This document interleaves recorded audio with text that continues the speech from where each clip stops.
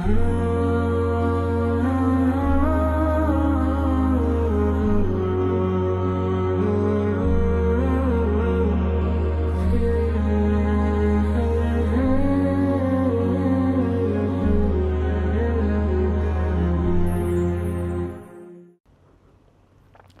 الله الرحمن الرحيم وبه نستعين. الحمد لله والصلاة والسلام على رسول الله محمد وعلى آله وصحبه أجمعين. بەڕێزان خۆشەویستان خۆشحاڵ و شادومانم لە زنجیرەیەک لە هاوسەرگیری هەنگاو بە هەنگاو بە خزمەت ئێوەی بەڕێز و خۆشەویست دەگەینەوە لە زنجیرەی 21ەمین،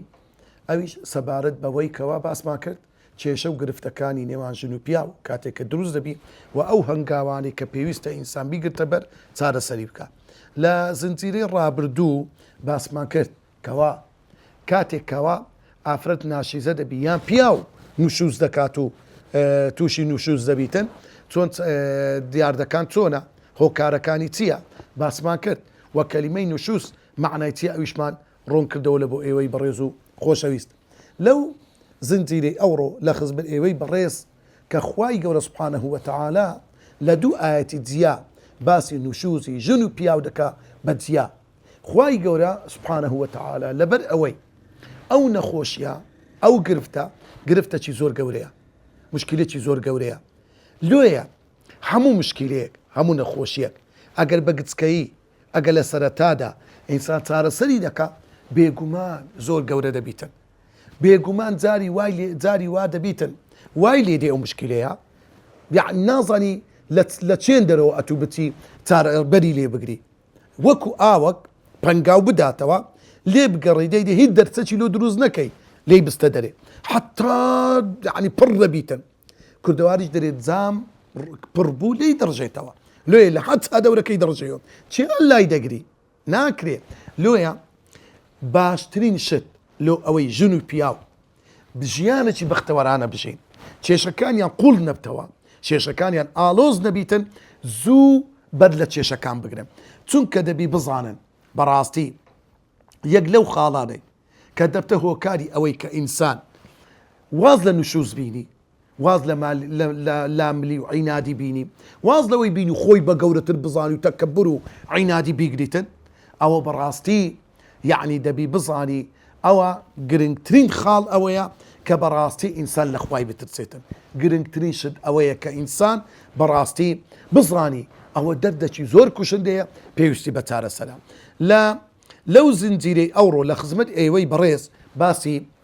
زەرەر و زیان و خراپیەکانی نوشوز دەکەین، واتە کاتێک دەرچوونی ئافرەت لە سنووری خۆی یان پیاو لە سروشت و طەبیعەتی خۆی کە دەردەچیتن چەند زیان و زەرەرەکی گەورەیە، هەم لە بۆ دنیا هەم لە بۆ قیامەت، هەم لە بۆ تاچی ژن و مێردەکە، هەم لە بۆ خانەوادە و خێزان و تەسیر و کاریگەری ئەو نەخۆشە کوشندەیە لەسەر کچەکان، لەسەر کوڕەکان، لەسەر بووکەکەی، لەسەر زاوایەکەی، لەسەر دەوروبەرەکەی، لەسەر خەزووری، لەسەر خەسووی، لەسەر داک و بابیان ئەو ژن و مێردە. لۆیە بەڕاستی ئەو دەردەکی زۆر کوشندەیە، پێویستە هاوسەران زۆر هشیار بن لەوەی کەوا ئەو نەخۆشە تەشەنەنەکە هەر کاتێک هەستیان پێکرد زوو بە خۆدا بستنەوە. زەرەر و زیانەکانی ئەو نوشوزە ئەو دەرچوون و عینادی و لاملی و وارووا خۆ بە گەورەزانینە یەک لەو شتانێک کە زۆر گرنگە. نوشوز دەرچوونی ئافرەت لە سنووری شەرعی خوا و پێغەمبەر و پیاو بە هەمان شێوە سنوور بەزاندن بەرامبەر بە خێزانەکەی ئەوە یەکێکە لە گوناحە هەرە گەورەکان کە بائیرە. تەوان زانایان باسییان کردیان دەفەرمون یەکێ لە گوناحە گەورەکان کە زانایان کەبائیر کەبیرە گوناحە گەورەکان حتا هەفتا گوناح باس کرایان. ئیمامی ذەهەبی ڕەحمەتی خوای لەسەر بیتن هەفتا گوناحی باس کردیە، هەفتا گوناح. و زانایانی سەردەم شێخ عوثەیمین ڕەحمەتی خوای لەسەر بێ ئەویش کتێبێکی هەیە و شەرحی ئەو کتابی کەبائیری کردیە. یەکێ لەو گوناحە گەورانە بریتیە لەوەی کەوا ژن و پیاو لە تووشی لاملی و عینادی و تەکەببر و خۆ بە گەورەزانین بن. لۆیە بەڕاستی کەبائیر گوناحێکە یەکێکە لەو گوناحە گەورانەی کەوا ئینسان بەهۆیەوە تووشی تووڕەبوونی خوا دەبی و تووشی سزای جەهەنەم دەبی. لۆیە خوای گەورە لە قورئانی پیرۆز دەفەرموێ إن تجتنبوا كبائر ما تنهون عنه ئەگەر ئێوە خۆ بە دوور بگرن لەو گوناحە گەورانەی کەوا ما تنهون عنه ئەوانەی کە نەهیتان لێ کراوە ئێوە ئەنجامی بدەن نكفر عنكم سيئاتكم ئەوە ئێمە بەڕاستی لە گوناحە بچووکەکان خوای گەورە ڕەشی دەکاتەوە و خوای گەورە چاوپۆشی لێ دەکاتن. کەواتە خوشک و برای بەڕێز، پیاوی بەڕێز، ئافرەتی بەڕێز، هاوسەران بزانە کاتێککە یەکێکتان سنوور دەبەزێنن عینادی و لاملی دەکەن لەگەڵ یەکتر، واللهی ئەوە یەکێک لەو شتانەی ئەوەیەکەوە ئەتو خۆت مستحقی ئەوەی کردیەکەوە یەکێ لە گوناحە هەرە گەورەکانت تێدابی. لۆیە دەبتە سەبەبی ئەوەی کە عیبادەتت قبول نەبیتن، دەبتە سەبەبی تووڕەبوونی خوا، دەبتە سەبەبی هەزارەها مەشاکل. لۆیە ئەو نوشوزە یەکێکە لە گوناحە گەورەکان ئینسان دەبی تۆبەی لێ بکە، سەرەتا داوای لێخۆشم لە خوا بکە، ئینجا داوای عەفو بکە لە دەوروبەرەکەی خۆی. لۆ نوشوز یەکێکە لە گوناحە گەورەکان لەبەر ئەوەی خوای گەورە سوبحانه وتعالە لە شوێنێک باسی کردیا کە ئەو شوێنەیە کەوا خوای گەورە سوبحانه وتعالە بە گوناحی ئەژبار کردیا کە دەفەرموێ وإن امرأة خافت من بعلها نشوزا أو إعراضا.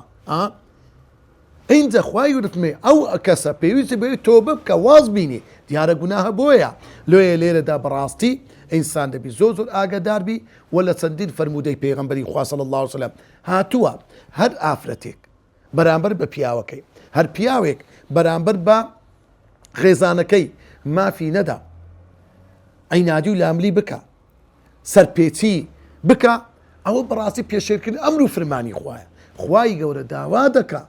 لە بەرامبەر هاوسەران چاک بن لەگەیەکتر وعاشروهن بالمعروف، ئەوە ئەمر و فەرمانی خوایە. خوای گەورە مەدح و سەنای ئەو ئافرەتانە دەکات فالصالحات قانتات حافظات للغيب بما حفظ الله. ئافرەتی صالحە ئەوەیە صالحە لە خوا ترسە تەقوادارە لە پێشێری ئەمری خوای گەورە و پێغەمبەری خوا ناکە، هەروەها پێشێری فەرمانی پیاوەکەشی ناکە. خاڵی دووەم لە زەرەر و زیانی نوشوز ئەوەیە یەکێکە لە هۆکارەکانی کوفران العەشیر، یعنی بەدنمەچی. کەسێک بەدنمەکە بەرامبەر بەچێ بەرامبەر بەو کەسەی کەوا مافی لەسەرە، کە ئەو کەسەی کەوا حەقە ڕێزی لێ بنێتن. پێغەمبەری خوا صلی الله عليه وسلم دەفەرموێ یا معشر النساء، ئەی کۆمەڵی ئافرەتان، اتقوا الله لخوا بترسن فإني رأيتكن أكثر أهل النار. أمن ومديت لإسراء ومعراج زور بيزوري خلقاني دوزخ وبو وتيني يا رسول الله لبرتي آفرتان زوريني خلشي دوزخن فرموي بسبب أوي كوا يكفرن العشير لبر أوي بن مكن بينزانن برامبر بتاكي دورو بركي خويان عشير بخواتا في أو آفرتي كوا عشرة لقري دجيتن. كلمة عشرة واتا معاشرة جيان لقر بسر بردن لقر أو كسي كبياويتي بدن مكة لوي براسي يقله كاركاني درسون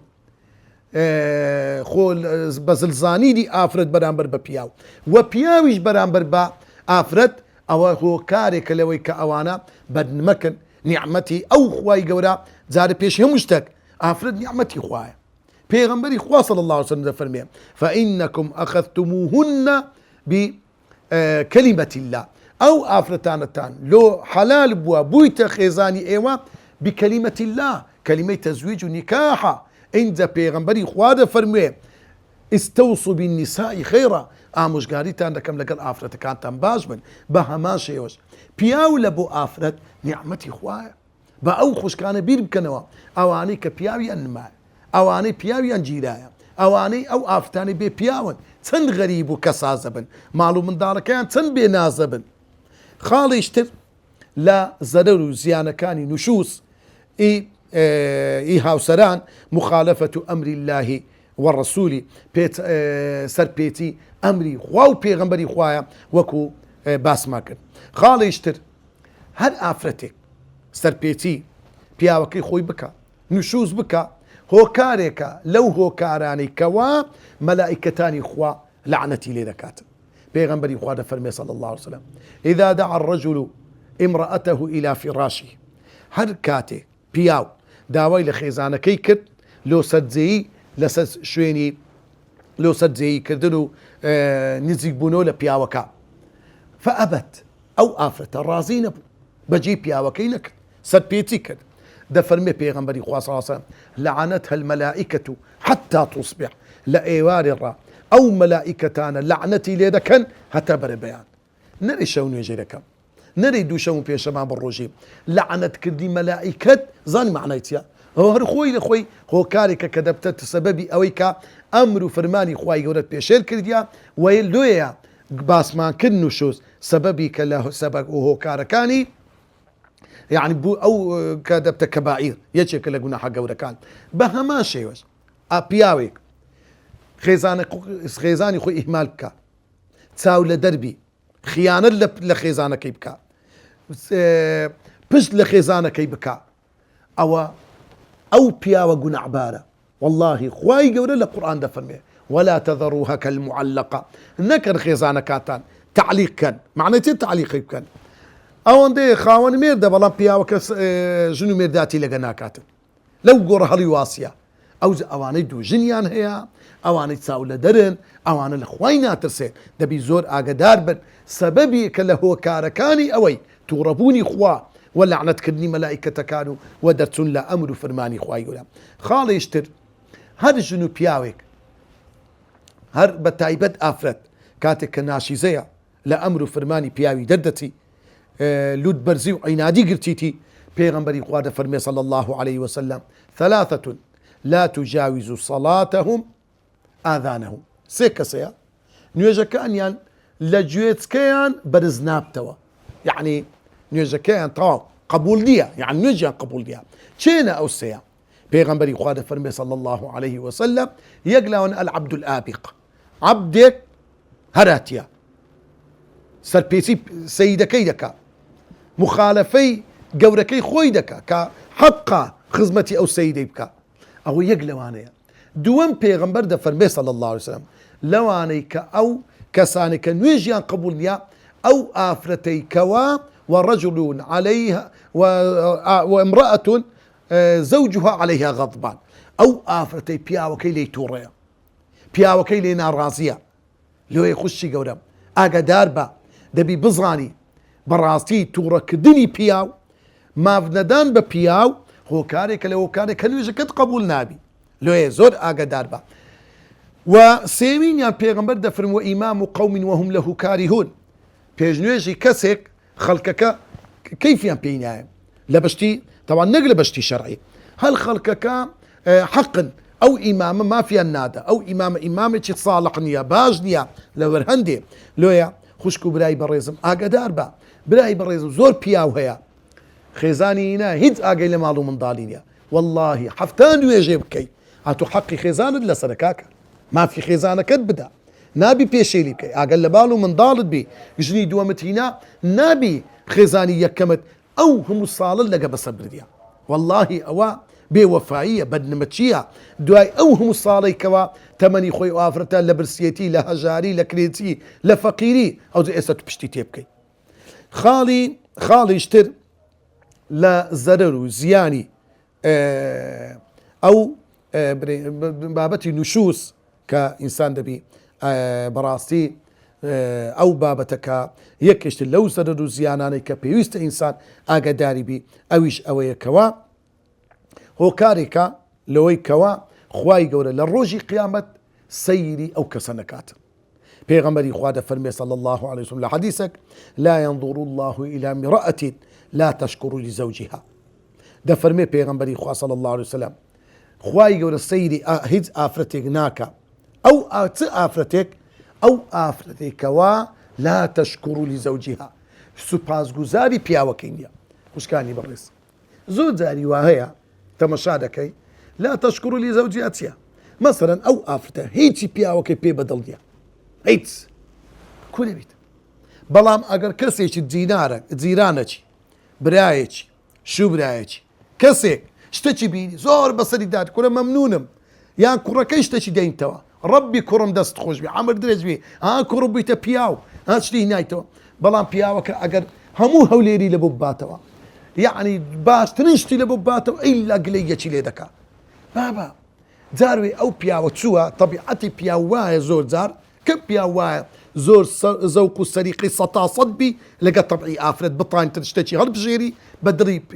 خێزانەکەی بیتن لۆیە کە شتێکی هیناوە ئەو پیاوە هەدیەکە جاروێ کابرا لە وڵاتەکی تر چەفیەکی دەینتەوە مەکسیەکی دەینتەوە هەدیەکی دەینتەوە ئەوش نەجارێت زوو ئەو هەتەمەشایەکی کرد لە چێچیە دەینی ڕاز زەوق یعنی ئەو پیاوە نیە ڕاست شەحنی دێتە بن پێی ئەخبابلۆ ئەگە هیچ نەمادەم ئەو پیاوە یعنی لەبەر تەقدیرکردنی مادیبوونەکەی تەقدیرکردنی ئەوەی کە ئەو پیاوە ڕێزی ئەتووی لە بیر بووە لۆیە هەدیەی لۆ توو هینایتەوە لۆیە ڕەبی دەستت خۆش بێ خوا خێر بنووسی وڵای پیاوەکە کەیفم پێات یعنی